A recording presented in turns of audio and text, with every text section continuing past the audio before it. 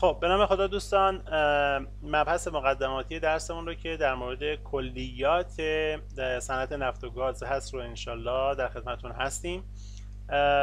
ما در حقیقت به شما خواهیم گفت که اصلا لغت پترولیوم چیه، چگونه پترولیوم یا در حقیقت نفت و گاز تشکیل میشن. منظورمون از اکسپلوریشن که معنای اکتشاف و پروداکشن که معنای تولیده یا فازهای اکتشاف تولید چی هستن، یه سری تعاریف یا دیفینیشن هایی خدمتتون عرض میکنیم. در مورد پرشر و تمپرچر یعنی فشار و دمای مخزن با شما صحبت میکنیم. در مورد سیالات داخل مخزن یا رزروار فلوید صحبت خواهیم کرد و یه سری در حقیقت واحدها. اینه که این جلسه ای که در خدمتون هستیم، این سری اسلاید به این معنا نیست که شما همه جزئیات رو بخواید در حقیقت یاد بگیریم. ما می‌خوایم فقط یک کلیات یا یه تصویر کلی از درس زمین شناسی نفت به شما بگیم و یه سری مباحثش رو من در خدمتون هستم، مباحث دیگه‌اش هم دکتر صالحی در خدمتون هستن، ولی من میخوام فقط یک کلیاتی بگم. اینه که خیلی نگران جزئیات نباشین، ولی دوست دارم که کلیات درس رو در حقیقت تو این سری اسلاید شما بتونید متوجه بشید.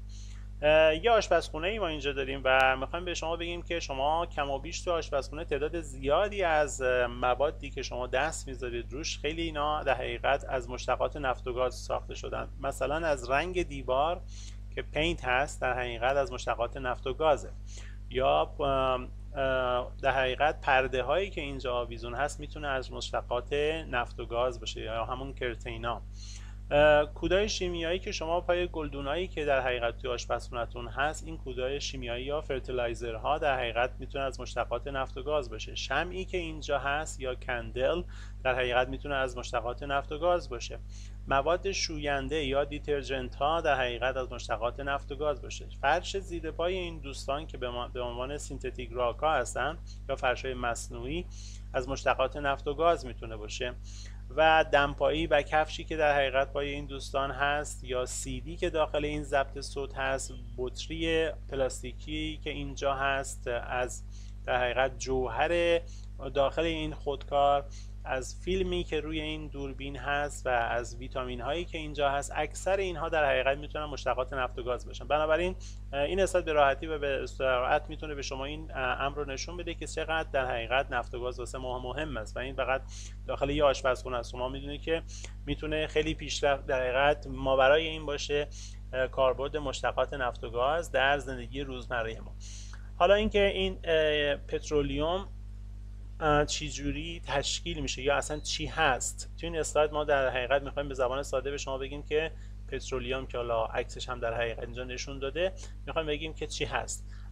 هرچند به انگلیسی در حقیقت اینجا نوشته ولی من با فارسی برای شما بیان میکنم، شما میتونید در حقیقت انگلیسیش هم برای خودتون یاد بگیرید.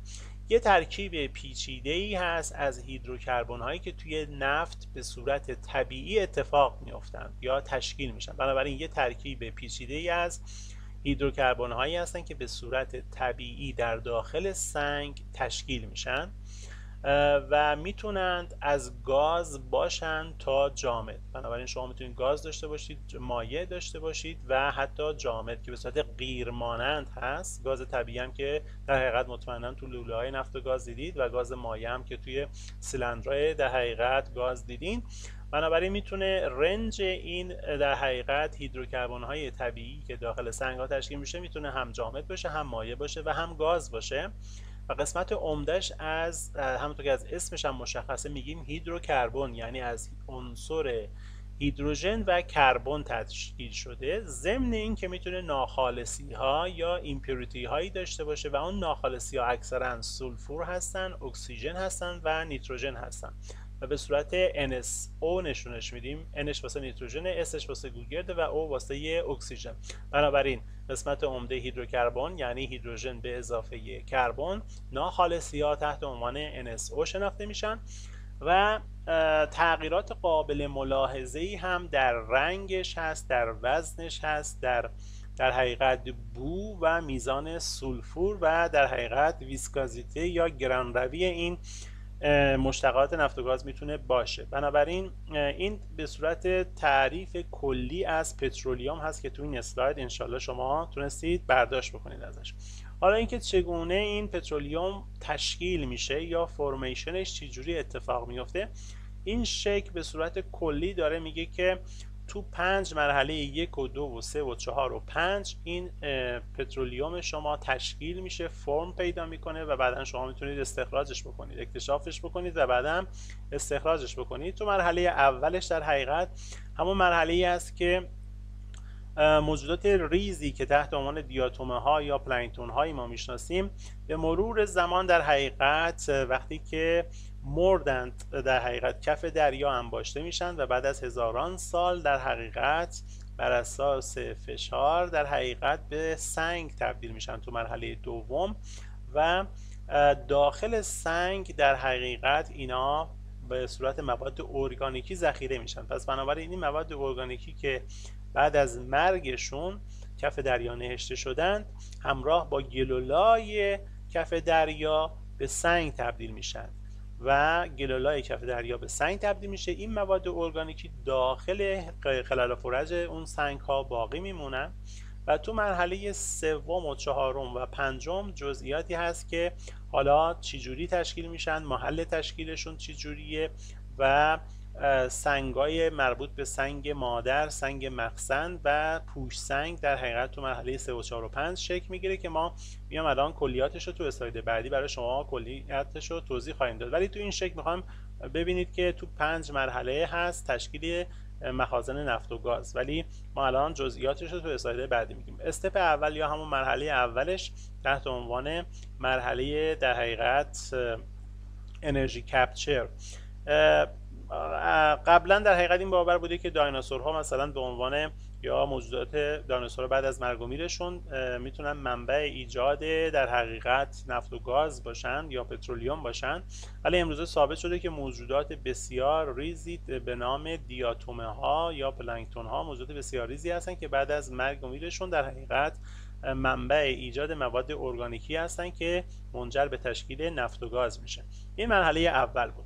مرحله دوم در حقیقت همون رسوب گذاری و پختگی رسوبات بود که خدمتتون عرض کردم در طول هزاران سال اتفاق میفته. یک در حقیقت لایه‌های متعددی از نفت و مواد ارگانیکی کف دریا در حقیقت انباشته میشدن. این مواد ارگانیکی در حقیقت و گلها تبدیل به سنگ می شدن و نهایتاً به واسطه فشار و دمای بالا و واکنش های شیمیایی این قسمت در حقیقت بدن نرم این موجودات زنده تبدیل به نفت و گاز طبیعی می شد. این مرحله دومی بود که صحبتش کردیم. مرحله سوم وقتیه که این در حقیقت مواد ارگانیکی و پترولیوم میان داخل یک سنگی به نام سنگ مخزن و بعد از اون در حقیقت داخل این سنگ مخزن تجمع اقتصادی پیدا میکنن که حالا ما تحت عنوان تله های نفتی هم میشناسیمش. اینجا یه تله نفتی به نام تاقدیس یا آنتیکلاین داریم. اینا تحت مثل یک سری کاسه های وارونه هستن که نفت و گاز میتونه از جایی که سنگ مادرشون هست که فرض کنید یه جای اینجا سنگ مادر نفت و گاز باشه که بهش میگیم سورس راک تشکیل میشه و بعد از اینکه تشکیل شد میتونه در حقیقت از طریق شکستگی ها و درز و شکاف ها وارد سنگی به نام سنگ مخزن بشه که با آبی رنگ اینجا مشخص شده سنگای مخزن یا رزروار راک. سنگایی هستن مانند ماس سنگ ها و کربنات ها که معمولا خلل و فرج توشون زیاده و این اگه شما به عنوان یک مقطع میکروسکوپی یا تین سکشن در نظر بگیرید، مثلا میتونه دونه های کوارتز زرد رنگ باشه و فضای متخلخل شما حالا به صورت بنفش کم رنگ در حقیقت اینجا نمایش داده شده، بنابراین که قسمت عمده سنگ رو فضای متخلخل تشکیل داده که این فضای متخلخل میتونه در حقیقت محل انباشته شدن اقتصادی در حقیقت نفت و گاز باشه. بنابراین این سنگ مخزن شما محلی است که نفت و گاز شما به صورت اقتصادی تجمع پیدا میکنه و قاعدتاً باید روی این سنگ مخزن یه سنگی باشه که دیگه اجازه عبور و پیشروی بیشتر نفت و گاز رو نده. ما این سنگی که روی سنگ مخزن آبی رنگ قرار گرفته و با رنگ سفید مشخصش کردیم بهش میگیم پوش سنگ یا سنگ پوشش معمولا از سنگ‌های تبخیری هستند یا نمک هستند و در حقیقت خلل و فورزشون خیلی کمه و اگه اینو به عنوان یه مقطع میکروسکوپی در نظر بگیرید واسه پوش سنگ ها میبینید که خلل و فورزش نسبت به این سنگ مخزن خیلی کمه، بنابراین تراواییش یا نفوذپذیریش کمه و امکان عبور یا پیشروی نفت و گاز را به بالای این مرز نمیده و بنابراین نفت و گاز شما به صورت اقتصادی اینجا گیر میافتن، به تله میافتن و برای همین هم هست ما به ساختمان‌های تاقدیسی مثل این در حقیقت میگیم یک نوع تله نفتی از نوع ساختمانی. حالا بعدا خواهیم گفت تله‌های نفتی به صورت کلی چی خواهند بود، ولی اینو شما مد نظرتون باشه. پس ما تو این اسلاید مرحله سوم و چهارمی که تو اون اسلاید قبلی به شما نشون دادیم مربوط به رزروار یا سنگ مخزن آبی رنگ رو به شما گفتیم و کپراک یا پوش سنگ یا سنگ پوشش که این سنگ سفید رنگی بود که گفتیم اکثرا سنگ‌های تبخیری هستن که دارای نفوذپذیری و تراوایی خیلی کم هستن و اجازه نمیدن سنگ دقیقاً نفت و گاز شما پیشروی بیشتری بکنن و اینجا تجمع اقتصادی میکنن یا به تله میافتن. خب از استپ 3 و 4 که بگذریم، استپ 5 شما یا مرحله 5 شما همون بحث تله های نفتیه. ما تله های نفتی میتونن به صورت به 3 گروه مختلف میتونیم تقسیمش بکنیم که حالا بعدا جزئیاتش هم خواهند گفت براتون. تله های ساختمانی داریم یا structural traps، لغت trap به معنای ترس. تله های ساختمانی بهش میگیم structural traps که مثلا گسل ها یا فالت ها یه نوع از تله های ساختمانی هستن، یا آنتیکلاین یا تاقدیس یکی از اون تله های ساختمانی هستن و نوع دیگه ای از تله ها داریم تحت عنوان تله های چینه‌ای یا استراتیگرافیک ترپ ها که حالا تو اسلاید بعدی من توضیح میدم و یه سری تله های هیبریدی یا ترکیبی هم هست که حالا توی کتاب میتونید بیشتر مطالعه بکنید. ولی در مورد تله های ساختمانی که اولین نوعش همون تله نوع تاقدیسی بود که کاسه وارونه ای هست که نفت شما میتونه بالا و تو رأس تاقدیس شما در حقیقت تجمع اقتصادی پیدا بکنه. تله ساختمانی نوع دیگه ای داریم تحت عنوان تله های گسل یا مربوط به گسل که شما این سنگ مخزنتون که هنوز به صورت آبی رنگ نشون داده شده، تجمع اقتصادی نفت رو شما اینجا دارید و این گسلش شما اینجا باعث شده که این سنگ مخزن شما در حقیقت اینجا جابجایی افقی و قائم داشته باشه به واسطه وجود گسل.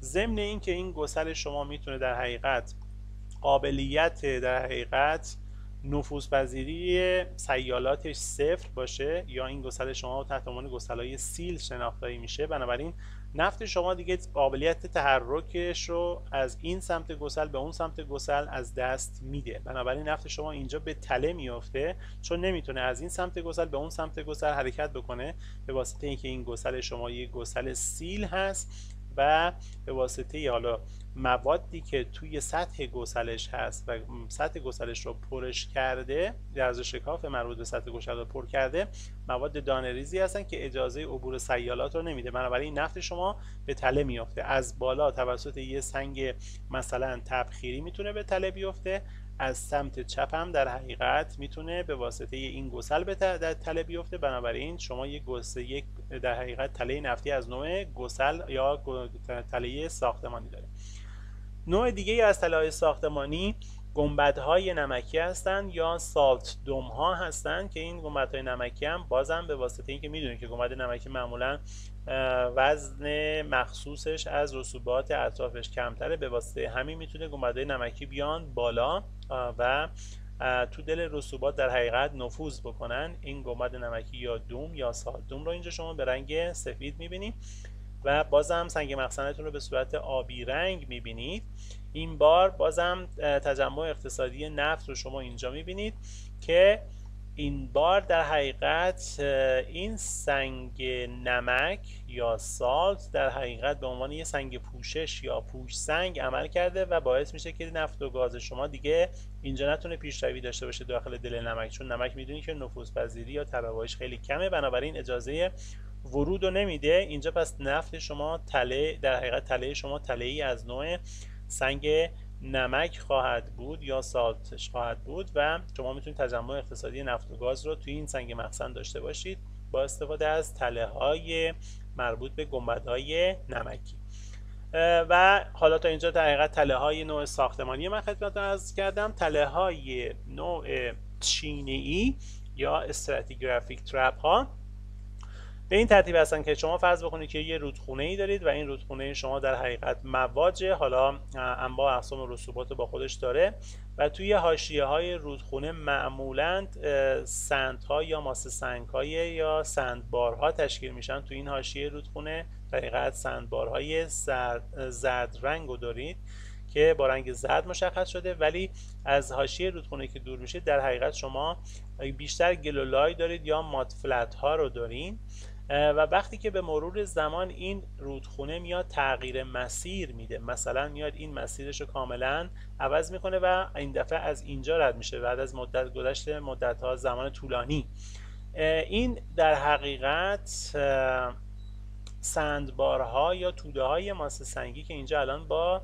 خدچین نمایش داده شده، اینا تو دل این سنگای گلی در حقیقت باقی میمونند یا تو دل شیل ها باقی میمونند و اینا میتونن به عنوان یه سری تله های چینه‌ای عمل بکنن. و اگه شما تو این شکل ببینید الان شما اینجا این لایه شیل رو اینجا دارید که به صورت یک لایه افقی نمایش داده شده، داخل این در حقیقت همین سندبارها گرفتیم که اینجا به صورت زرد رنگ نمایشش داریم، الان اینجا به صورت سیاه نشون داده برای اینکه در حقیقت اویل رو یا نفت رو به صورت سیاه در حقیقت داخل این سندبار درج.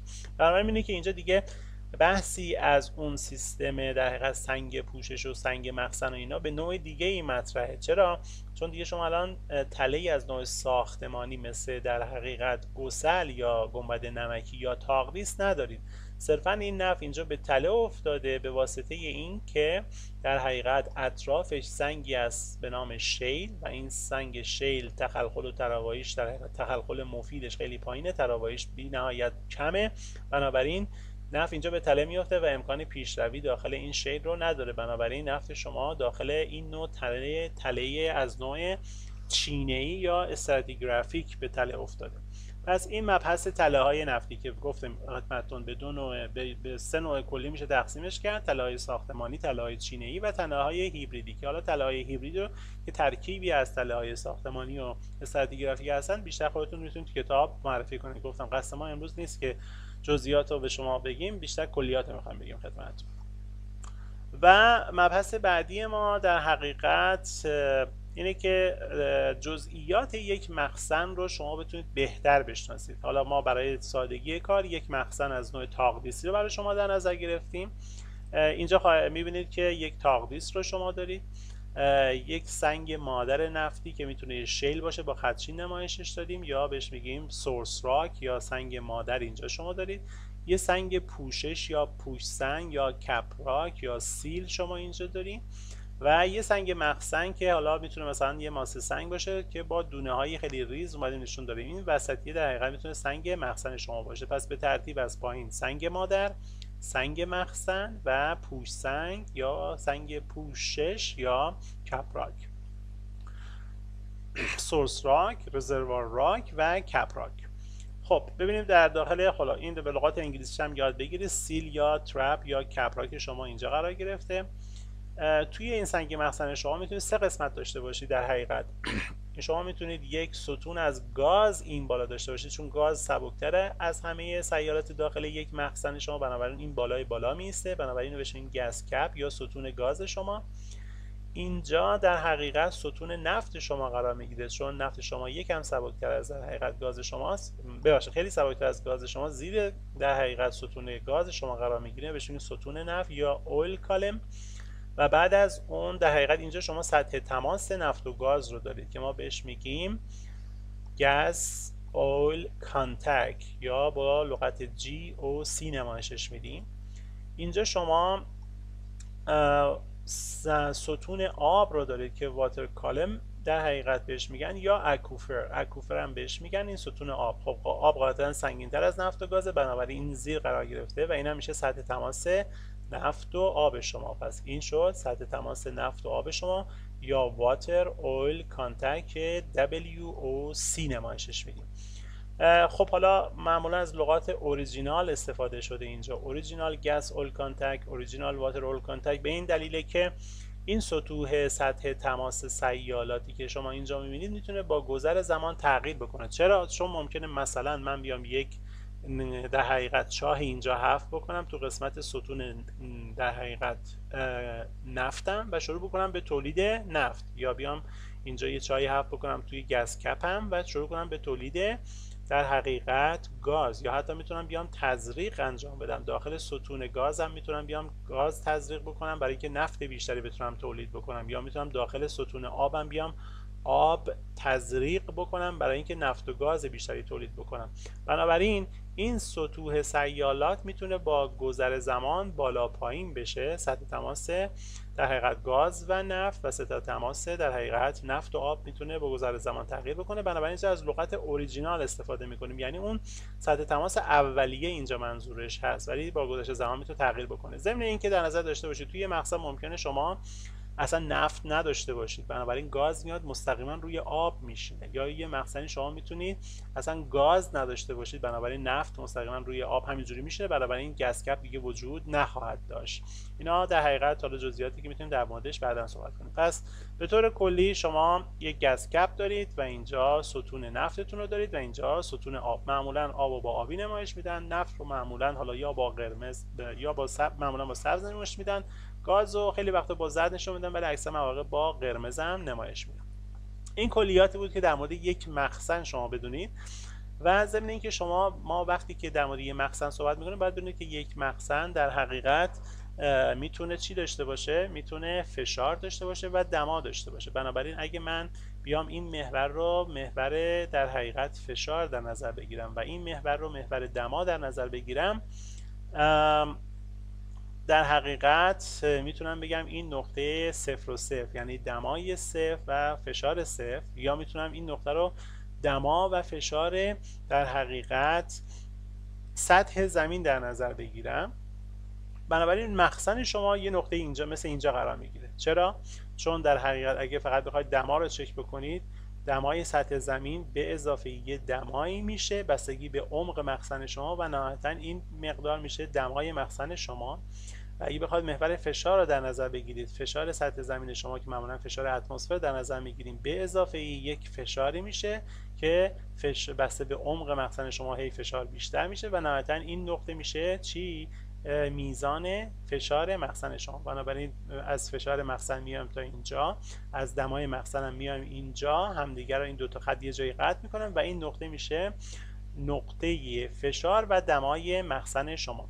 ما از دو تا ترم استفاده میکنیم و بنابراین خیلی راحت میشه این دوتا رو به صورت دو تا فرمول هم درش آورد. برای دمای یک مخزن میتونه مساوی باشه با دمای سطح زمین به اضافه یک شیب زمین گرمایی که با آلفای تی نمایشش میدیم ضرب در زی که عمق مخزن شما. اگه ما عمق مخزن شما رو مثلا بدونیم 3000 متر، اینجا 3000 متر رو ضرب در گرادیان حرارتی اون منطقه میکنیم به اضافه دمای سطح زمین میکنیم و اینجوری در حقیقت دمای مخزن شما به دست میاد که معمولا این شیب حرارتی میدونی که اولوش مثلا به ازای هر 100 متر 3 درجه در حقیقت دما گرمتر میشه، یعنی از سطح زمین هرچی شما میرید پایینتر به ازای هر 100 متر که برید پایینتر 3 درجه هوا در حقیقت دما گرمتر میشه، بیشتر میشه.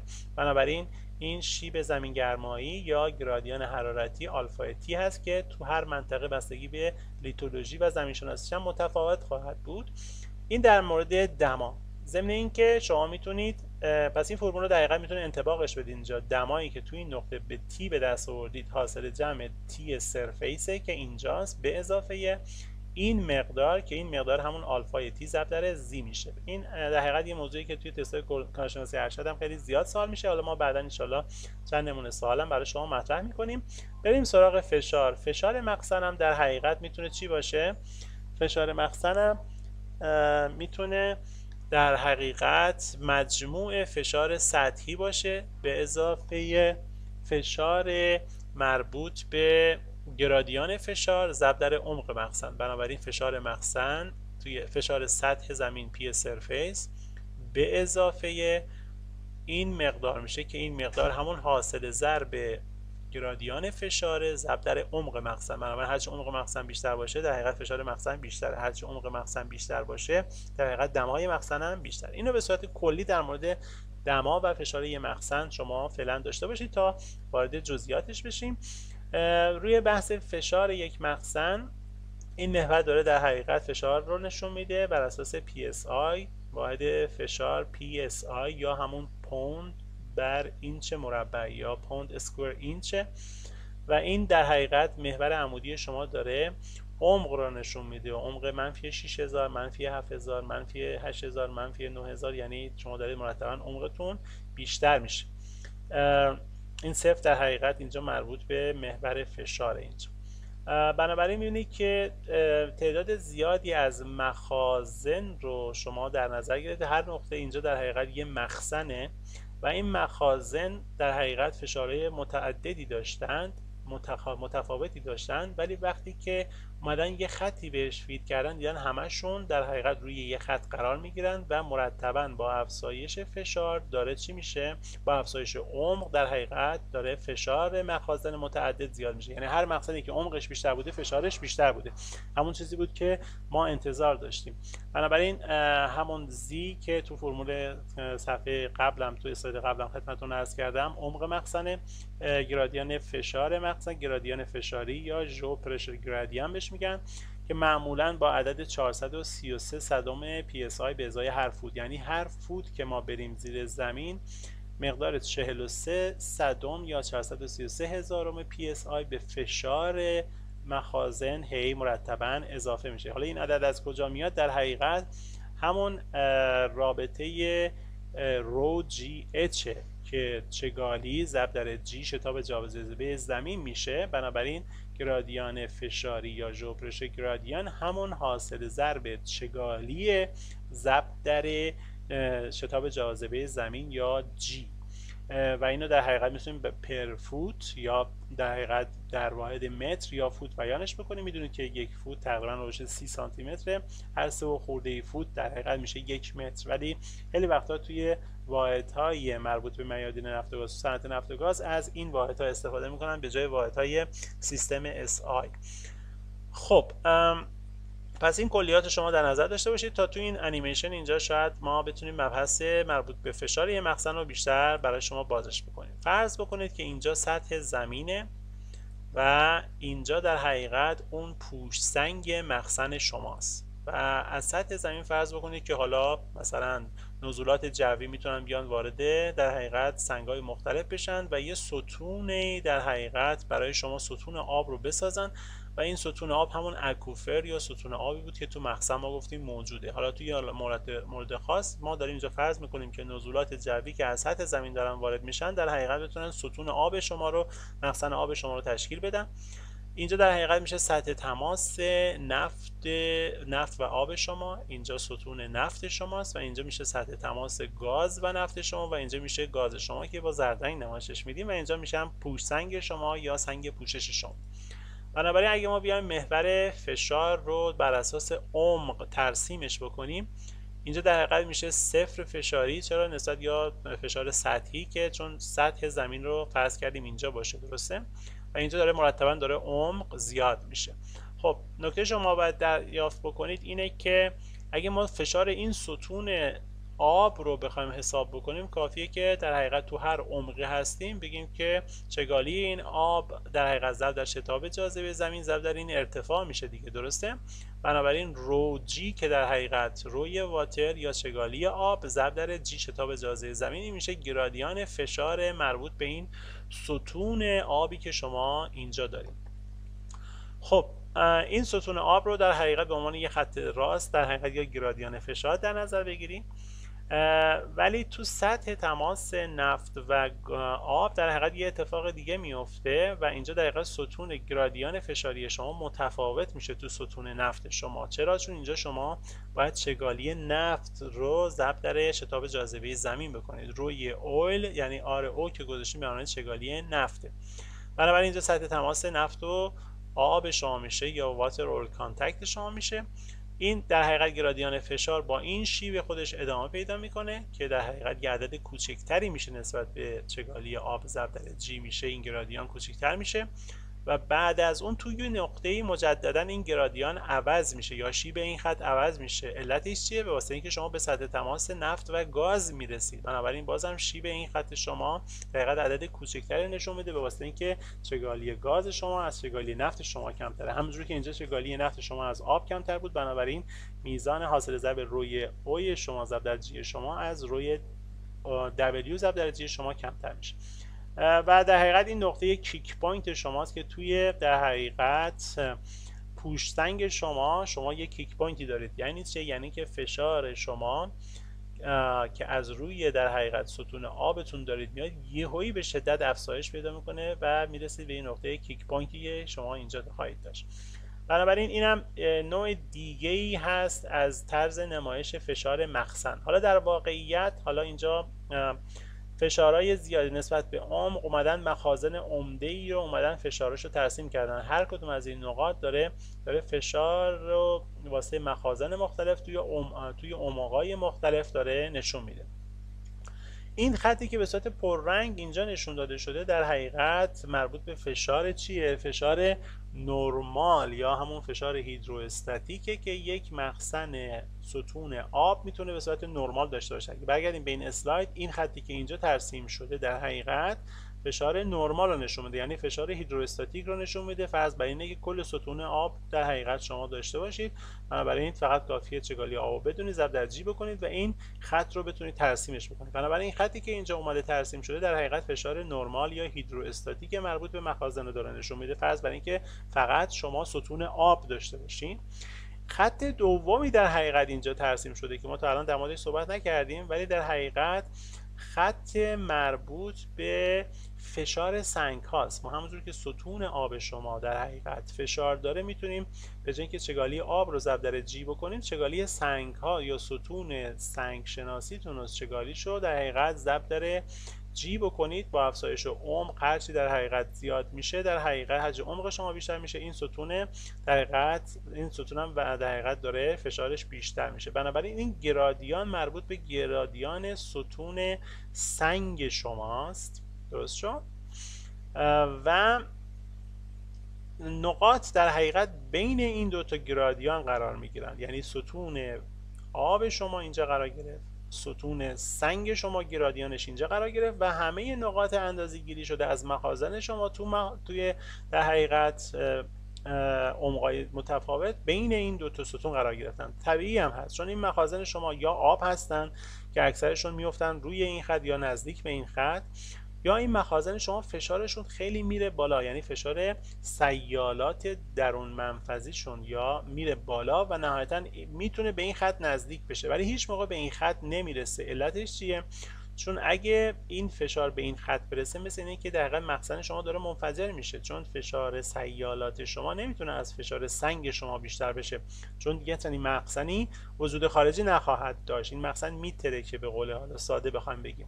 بنابراین همیشه بین این دو تا گرادیان فشاری نقاط مختلف شما قرار میگیره. ضمن این که ما فرضمون بر این بود که مخازن شما در حقیقت، اگه به این اسلاید برگردیم، مخازن شما یا در حقیقت روی ستون آب قرار می گرفتن یا یکم از این ستون آب فاصله می گرفتن به واسطه اینکه نفت و گاز بودن، ولی نهایتا اینجا برمیگشتن به اون حالت نرمال خودشون. یعنی اگه مخزنی آب باشه، بعد میاد اینجا یهویی افزایش فشار داره، بعد برمیگرده اینجا سطح تماس گاز و نفت و بعد برمیگرده نهایتا اینجا و نهایتا برمیگرده به این ستون آبی که همین خطی که از اول اومدیم ترسیمش کردیم.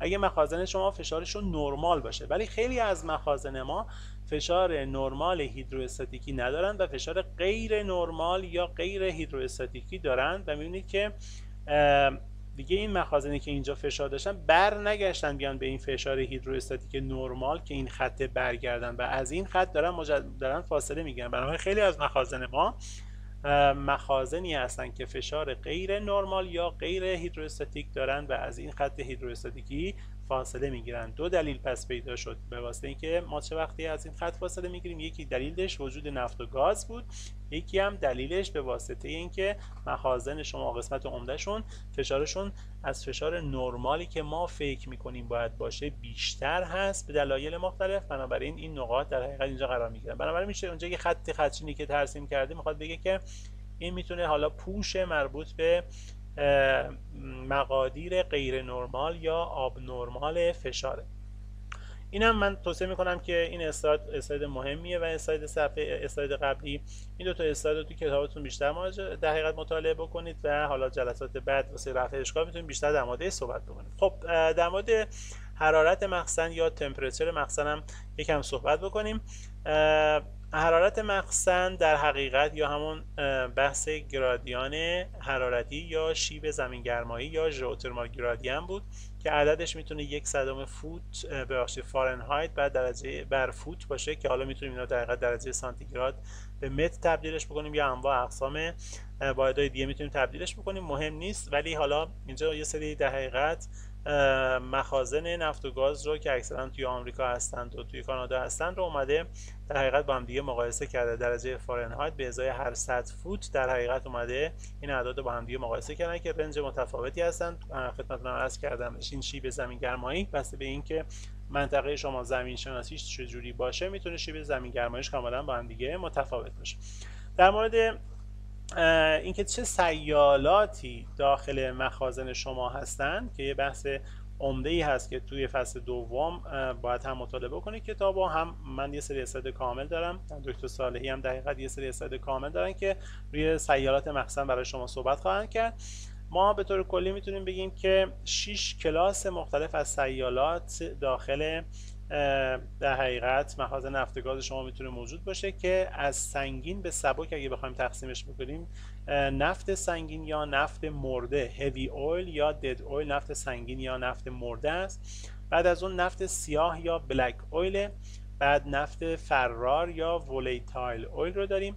بعد از اون میانات گازی یا گاز کاندنسیت رو داریم و بعد از اون گاز تر یا وت گاز و نهایتا گاز خوش و یا درای گاز میگیم. پس از بالا به پایین مرتبا داره سبک میشه، یعنی مثل اینکه از نفتای خیلی سنگین رسیدیم به گازهای خیلی سبک، یا از پایین به بالا داره در حقیقت چگالی اینا بیشتر میشه. این 6 کلاس مختلفی است که ما در حقیقت روی سیالات مخزن خواهیم داشت. من فقط یه لحظه چک کنم که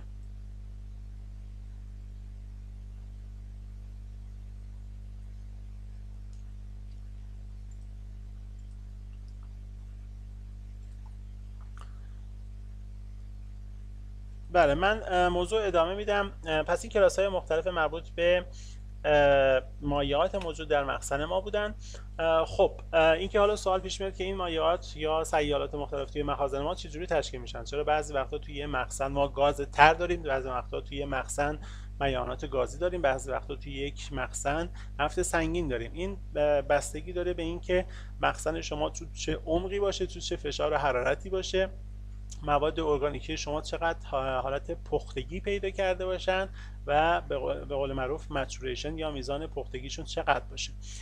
خیلی ساده میگم، البته این بحثی که بعداً کامل باز میشه و فقط میخوام کلیات رو بدونید. اگه مواد ارگانیکی که حالا تحت عنوان کروژن ما میشناسیمشون خیلی سطحی باشن تو سطح زمین و در حقیقت به اون مرحله بلوغ و پختگی خودشون نرسیده باشن، معمولا تو عمقای بین 0 تا 2500 متر یا تو دماهای بین 0 تا 75 درجه سانتیگراد باشن، این مواد در حقیقت سطحی هستن، تو عمقی هستن که هنوز به پنجره زایش نفت و گاز نرسیدن. ما اصطلاحاً به این مواد ارگانیکی میگیم در حقیقت کروژن.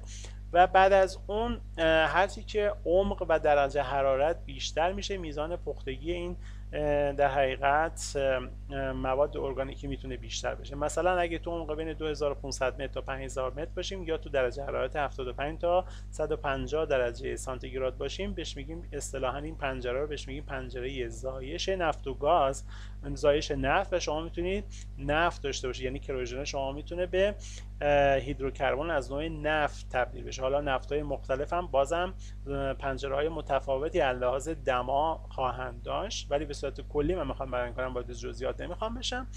و اگه ما توی عمق 5000 تا 9000 باشیم یا توی پنجره حرارتی 150 تا 225 درجه سانتیگراد باشیم، پنجره زایش گازه که بازم میگم حالا میتونیم گاز تر داشته باشیم، گاز خوش داشته باشیم و میتونیم در حقیقت مریانات گازی داشته باشیم، بسته به اینکه این پنجره چقدر وارد جزئیاتش بشیم و تو چه دماهایی بخوایم زوم بکنیم. و نهایتا اگه ما تو عمقای خیلی بیشتر از 9000 یا 225 درجه سانتیگراد بشیم، میتونیم مواد هیدروکربنی از نوع کربن و گرافیت داشته باشیم. این در حقیقت میزان پختگی مواد ارگانیکی و پنجره زایش نفت و گاز رو این استاد به تصویر میکشه که بعدا جزئیاتش رو انشالله خواهیم داشت. به نوع دیگه بازم بعضی وقتا این پنجره‌های زایش نفت و گاز رو در حقیقت اومده اینجا نشون داده. محور محور حرارت داره اینجا داره نشون میده. محور حرارت 60 درجه سانتیگراد، 100 و 315 درجه سانتیگراد رو داره نشون میده که در حقیقت شما میتونید تو درجه حرارت‌های مختلف در حقیقت نفت داشته باشید، گاز تر داشته باشید، گاز خوش داشته باشید و جزئیات دیگه‌ای که اینم به موقع خودش در حقیقت میتونیم در موردش صحبت بکنیم. و همونجوری که خدمتتون عرض کردم میتونیم نفت سنگین داشته باشیم، بلک هول داشته باشیم، نفت سبک داشته باشیم، بعد گاز تر داشته باشیم، گاز خوش داشته باشیم توی پنجره‌های مختلف حرارتی که میتونیم در موردش بعداً صحبت بکنیم. با رنگ‌های مختلف هم اینجا در حقیقت اومده گاز رو با زرد رنگ نشون داده، نفت رو با سبز نشون داده و قرمز هم در حقیقت گاز تر شماست.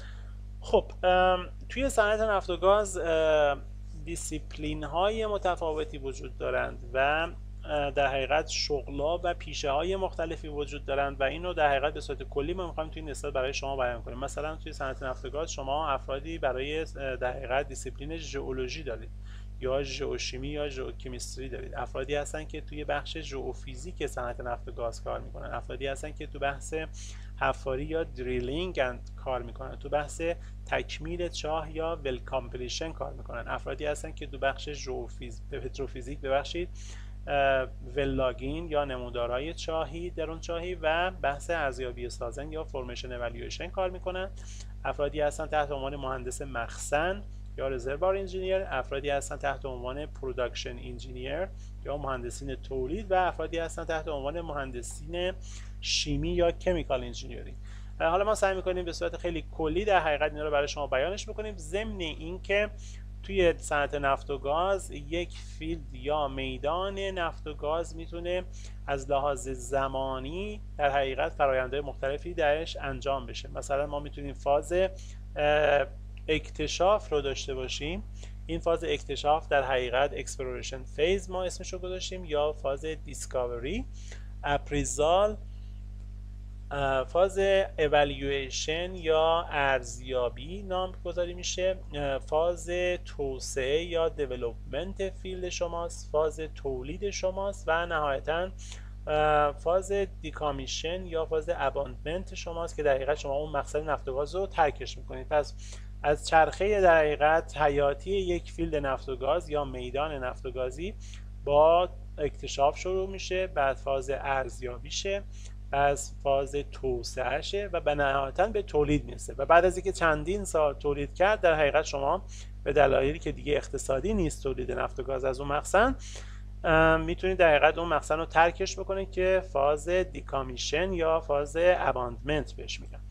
اینم به صورت تصویری در حقیقت نشون داده. مرحله اول دیسکاوری یا همون اکتشاف شماست، بحث دوم شما و یا چرخه دوم زمانی از لحاظ زمانی ارزیابی یا در حقیقت اوالیویشن شماست، بعد به فاز توسعه مخزن رسیدید، بعد فاز تولید و بعدم فاز اباندمنت که مرحله پنجم شماست. مرحله اکتشاف و ارزیابی شما میتونه 5 تا 10 سال طول بکشه و بحث تولید شما و توسعه شما هم میتونه بین 15 تا 30 سال خودش به تنهایی طول بکشه یا هر کدوم به صورت تجمیع میتونه 30 سال طول بکشه. بنابراین میتونه که یک فیلد نفتی مثلا میبینید که به طور متوسط میتونه بین 30 تا 40 تا حتی 50 سال در حقیقت میتونه از فاصله‌ای که شما شروع به اکتشاف میکنید تا موقعی که تولیدش تموم میشه و اون فیلد رو ترکش میکنید میتونه این مراحل مختلف در حقیقت انجام بشه.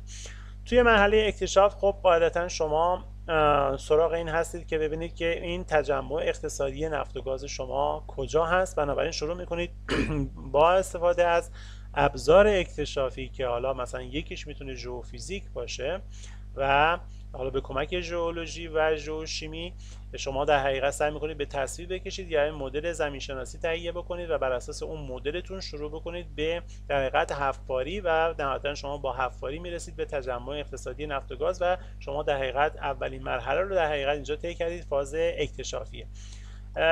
و بعد از اون در حقیقت حالا از روش‌های متعددی هم میتونید استفاده کنید. مثلا روش لرزه‌نگاری واسه اکتشاف میتونید استفاده بکنید که حالا تو بحث ژئوفیزیک ما قبلا اینا رو بحث کردیم، ولی مثلا اینجا توی دریا داره نشون میده که یک کشتی در حقیقت میاد امواج رو میفرسته به لایه‌های زیر سطحی و انعکاس امواج برمیگرده به سری گیرنده‌هایی. بنابراین شما فرستنده دارید و گیرنده‌های متعددی که به صورت در حقیقت یک کابل خیلی طویل 2 الی 3 کیلومتری به پشت این کشتی آویزون شده و انعکاس هایی که از لایه‌های مختلف زمین شناسی برمیگرده شما اینجا به تصویر میکشید، یا توی خشکی هم همینجور شما فرستنده و گیرنده امواج لرزه‌نگاری دارید و نهایتا تصویری از زمین شناسی منطقه ترسیم خواهد شد با استفاده از این اطلاعات دورسنجی یا ریموت سنسینگ و به شما کمک میکنه که اون مدل زمین شناسی منطقه رو ترسیم بکنید و بر اساس اون مدل زمین شناسی شما برید شروع به حفاری بکنید و به منابع نفت و گاز در حقیقت دست پیدا بکنید. که این یک مقطع لرزه‌نگاری رو نشون میده که حالا انواع و اقسام حفاری ها داخلش انجام شده و حالا لایه های مختلف زمین شناسی رو داره نشون میده که ژئوفیزیک چجوری کمک میکنه به شما واسه ترسیم مدل زمین شناسی که بر اساس اون مدل شما اقدام به حفاری بکنید. این یک ریگ حفاری رو نشون میده. عملیات دریلینگ یا حفاری میگه که معمولا یک گروه خاصی و یه سری افراد خاصی هستن که برای حفاری های اکتشافی یا تولیدی در حقیقت اقدام به عملیات حفاری میکنن برای دسترسی به منابع نفت و گاز. بحث ولاگین یا ترسیم نمودارهای چاهی به منظور ارزیابی سازند هم در حقیقت به این طریق انجام میشه که شما پس از اینکه عملیات حفاریتون رو انجام دادید تجهیزات حفاریتون رو از داخل چاه میکشید بیرون و شروع میکنید به عملیات نمودارگیری و به این ترتیب که شما یک وسیله میفرستید در داخل چاه شما و این وسیله به یک کابلی وصله و این کابل رو شما با قرقره میکشید بالا و همینطور که این وسیله یا تولز شما یا دستگاه چاهنگاری شما داره به مرور و به آهستگی داره بالا میاد شروع میکنه به تصویر برداری از لایه های زیر سطحی و این به شما کمک میکنه که بفهمید کجاها چه نوع سنگ شناسی دارید، ماسه دارید، کربنات دارید یا شل دارید و اگه سنگ هایی هستند که پتانسیل مخزنی دارن آیا داخل اون مخازن آب دارید، نفت دارید، گاز دارید و تجمع اقتصادی از نفت و گاز هست یا نیست. حالا اینکه این وسایل و تجهیزاتی که داخل چاه میفرستید و این لاگایی که شما برداشت میکنید چی هست، بحثش کاملا برمیگرده به بحث مربوط به ژئوفیزیک درونچاهی. ما تو بحث ژئوفیزیک دو نوع ژئوفیزیک داریم، یکی ژئوفیزیک سطحی و یکی ژئوفیزیک درونچاهی. اینجا مبحث ژئوفیزیک درونچاهیه که شما در حقیقت میتونید امواج صوتی رو بفرستید و فرستنده و گیرنده داشته باشین و میتونید در حقیقت امواج الکتریکی رو بفرستید، جریان الکتریکی تزریق بکنید به داخل سازندتون و میتونید در حقیقت اشعه های مختلف گاما، آلفا، بتا و انواع اقسام روش ها رو میتونید داشته باشید. یکی از سایه‌ترین روش های در حقیقت نمودارگیری داخل چاه اینه که شما بیاد دمای داخل سازندتون رو حساب بکنید. یعنی میتونه فقط به عنوان یه دماسنج بیاد از بالا از پایین به بالا حرکت بکنه و دمای لایه های مختلف زمین شناسی برای شما در حقیقت به دست بیاره.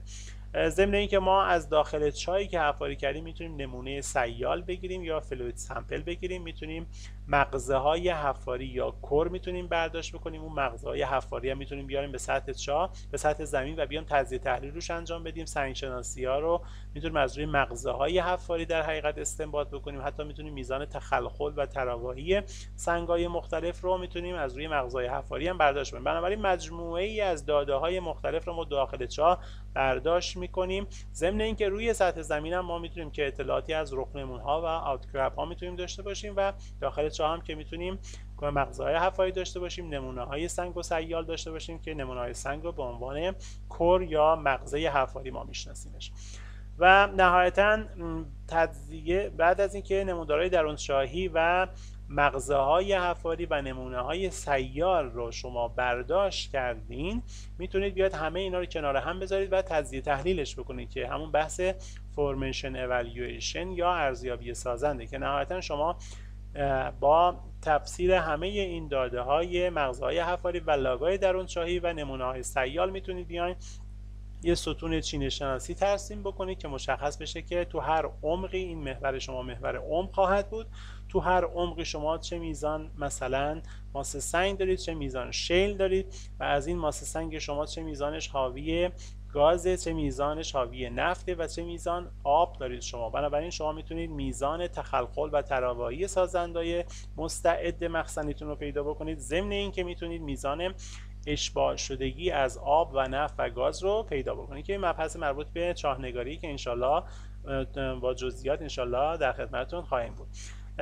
فاز اکتشافی شما که تموم شد، میرید در حقیقت سراغ فاز ارزیابیتون و تو این فاز در حقیقت شما میخواید تایید بکنید که در حقیقت از لحاظ اقتصادی این مخزن نفت و گاز شما قابل تولید خواهد بود. بنابراین شروع میکنید ببینید که علاوه اقتصادی چقدر ذخیره نفت و گاز دارید که لغاتی مثل اوریجینال اویل این پلیس، اوریجینال گاز این پلیس که بعدا توی تخمین ذخایر مخازن در موردش بحث خواهیم کرد، انشالله جزئیاتش رو وارد میشیم. و نهایتا فاز توسعه مخزن شماست که شما توی این مرحله دیگه شما کاملا علاوه اقتصادی میدونید که این مخزن نفت و گاز شما قابلیت تولید اقتصادی داره. شروع میکنید در حقیقت تجهیزات آوردن و شروع میکنید به توسعه این میدان و شروع میکنید به انواع حفاری‌های مختلف. اگه سکوی حفاری توی دریا لازم باشه در حقیقت میارید و واسه حفاری مختلف شروع میکنید به حفاری تو خشکی هم همینجور.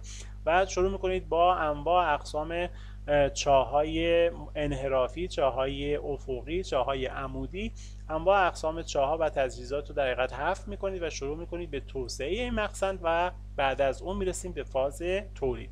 تو فاز تولید دیگه در حقیقت شما همه تاسیسات آماده است، همه چاها حفر شده و مشخصه که این نفت و گازی که میخواید در حقیقت تولید بکنید قراره به کجا بره از لحاظ با لوله کشی های مختلف، حالا چه داخل دریا چه داخل سطح زمین، و نهایتا شروع میکنید به تولید و مقصد این تولید شما هم کاملا مشخصه. و حالا تو فاز تولید شما در حقیقت میتونید لحاظ مکانیزم های رانش که بعدا ما در موردش تو فصل 14 بیشتر صحبت میکنیم، فصل 13 صحبت میکنیم، هفته های آخر درسمون خواهد بود، خواهیم گفت که این نرخ تولید نفت یا گازتون میتونه در حقیقت تو فاز اولیه تولید شما به یه حد ماکسیموم برسه، بعد شروع کنه به کاهش. فشار مخزن شما مرتبا داره کاهش پیدا میکنه، میزان اشباع شدگی از نفت شما در حقیقت یه عدد ثابتیه. بعد شروع میکنیم در حقیقت ببینیم که خب نرخ تولید نفت شما کاهش پیدا کرده، بنابراین شروع میکنیم به برداشت ثانویه، یعنی شروع میکنیم به تزریق نفت و گاز به داخل مخزن شما و باعث میشه که نرخ تولید نفت شما بازم بیاد بالا و با این در حقیقت باعث میشه که فشار مخزن شما هم پیدا بیاد بالا. شما داریم داریم گاز یا آب به مخزن شما تزریق میکنیم، بنابراین فشار مخزن شما میره بالا ولی اشباع شدگی از نفت شما داره کاهش پیدا میکنه. اینا بهش میگیم مرحله تولید برداشت ثانویه یا روش‌های ازدیاد برداشت ثانویه. و بعد از این چندین سال که این محور زمانه، بازم تولید شما مرتبا داره کاهش پیدا میکنه، بنابراین ما میریم سراغ برداشت‌های ثالثیه یا ترشیری ریکاوری که توی این مرحله میتونید شما بیاید مواد شیمیایی مثلا تزریق بکنید که باعث بشه نرخ تولید شما بازم یکم بیشتر بشه و بازم ببینید که فشار شما داره بیشتر میشه ولی مرتبا داره اشباع شدگی در حقیقت نفت شما کاهش پیدا میکنه. بنابراین فاز تولیدی شما یا مکانیزم های رانش شما هم میتونه حالت اولیه، پرایمری، ثانویه و ثالثیه داشته باشه که حالا بعداً جزئیاتش رو انشالله صحبت خواهیم کرد. ولی معمولا به صورت کلی اگه بخوایم بیان کنیم در مورد یک میدان نفتی، ما هولوش 10% از نفتی که داخل میدان نفتی ما هست تو فاز اولیه برداشت میکنیم، هولوش 20% 25% رو تو حالت ثانویه و هولوش 10% رو تو حالت ثالثیه. و اگه این سه تا عدد رو با هم دیگه جمع بزنیم می‌بینید که 10%، 20%، 45%، یعنی بازم ریکاوری شما 45% میشه، یعنی بازم هولوش 55% نفت شما زیر زمین باقی خواهد موند، به واسطه اینکه ما مشکلات تکنولوژی داریم و همه نفتی که زیر زمین هست رو نمیتونیم تولید کنیم. قاعدتاً تولید گاز خیلی ریکاوری یا بازیافت گاز خیلی راحت تره، به واسطه اینکه یک سیال سبکی و تولیدش خیلی راحت تره، ولی بازیافت نفت شما خیلی سخت میشه و هرچی نفت شما سنگین تر باشه بازیافت سخت‌تر میشه و میبینید که قسمت عمده ای از ذخایر نفت و گاز ما حتی بعد از برداشت اولیه، ثانویه و ثالثیه بازم زیر زمین باقی خواهد بود. و تاسیسات سطح زمین هم اینجا داریم نشون میدیم در حقیقت که بحث مهندسی تولید یا پروداکشن انجینیرینگ اینجا مخزن شما رو داره نشون میده، اینجا ولبور یا همون چاه شما رو انجام در حقیقت تاسیسات سرچاهی یا ولهد شما رو نشون میده که بعد از اینکه نفت و گاز شما تولید شد میاد وارد تاسیسات شما سطح چاهی شما یا ولهد میشه. بعد از اون نفت و گاز شما وارد سری سپریتور یا تفکیک کننده میشه و نفت و گاز شما در حقیقت گاز و آب شما جدا میشه و نفت شما هم جدا میشه. بنابراین این تاسیسات سرچاهیه که یه سری تفکیک کننده هایی هستن که تو مهندسی تولید که دیگه کاری به بحث زمین شناسی نفت و درس شما نداره، ولی تو مهندسی تولید در حقیقت آب و نفت و گاز رو از هم دیگه جدا میکنن. یک ولهد رو داره سر یک چاه نشون میده و نهایتا میدونید که مبحث آخر اینه که خب نفت و گازی که تولید میشه میتونه وارد پالایشگاه ها بشه و بحث مهندسی شیمی یا کمیکال انجینیرینگ که بازم در حقیقت یه بحث پایین دستی که مربوط به درس شما نمیشه. من صرفا واسه آشنایی شما این اسلاید آوردم و میدونید که وقتی که نفت خام را یا کرود اویل شما وارد یک ستون تقطیر میشه یا دیستیلیشن کالم نامیشه، از پایین با درجه حرارت‌های خیلی بالا در حقیقت 350 درجه سانتیگراد داریم که توی کاتا یا برش‌های مختلف محصولات یا مشتقات نفت و گاز شما اینجا جدا میشه. مثلا دماهای بالای 305 درجه همون آسفالت و قیر در حقیقت میتونه جدا بشه. دمای 300 تا 305 درجه روغنای لابریکنت میتونه جدا بشه. بین 250 تا 300 درجه در حقیقت نفتای سوختی شما میتونه خارج بشه. گازوئیل شما یا همون دیزل شما بین 220 تا 250 درجه سانتیگراد تو این برش یا کات جدا میشه. توی کات های 180 تا 220 پارافین جدا شده، 60 تا 180 نفتا در حقیقت و توی کات های 25 تا 60 درجه سانتیگراد بنزین یا گازولین شما خارج میشه و اون سیلندرهای گازی که بیشتر استفاده میکنیم ما توی کاتای زیر 25 درجه سانتیگراد. بنابراین این برش های مختلف و محصولاتی و مشتقات کلیه که از نفت خام شما در حقیقت به دست میاد و فاز آخری که ما دیگه همه تولید رو انجام دادیم و دیگه به صرفه اقتصادی نیست که ما از این مخزن تولید بکنیم، بنابراین مخزن رو ترکش میکنیم و بهش میگیم فاز دیکامیشن یا فیلد اباندمنت. این فاز نهاییه. یه سری واحدهایی هستن هم که ما بعداً سعی میکنیم جزئیاتش رو بیشتر صحبت بکنیم، ولی بعضی وقتا از واحدهای استاندارد SI یونیت استفاده نمیشه، از واحدهایی به نام واحدهای میدانی یا فیلد یونیت استفاده میشه. مثلا واحد تراوایی رو ما داریم تحت عنوان دارسی، واحدی به نام فوت که هولوش حالا 30 سانتی متر میشه یا 0.3 متر میشه، واحد بشکه که حدود 5 خورده فوت مکعب میشه، واحد ایکر داریم که واحد مساحت و واحد PSI رو داریم که هر 4.7 PSI هولوش 1/10 مگاپاسکاله و این گونه واحدها رو به ما خیلی وقتا لازم میشه که بخوایم به همدیگه تبدیلش بکنیم. مثلا اگه بخوایم گرادیان فشاری رو که PSI بر فوت هست به واحد کیلوپاسکال بر متر تبدیلش بکنیم، یک فرایند اینجوری باید انجام بدیم تا بتونیم این تبدیل واحدها رو انجام بدیم که خیلی وقتا تو مهندسی نفت لازمه که ما بتونیم در حقیقت این گونه تبدیل واحدها رو انجام بدیم.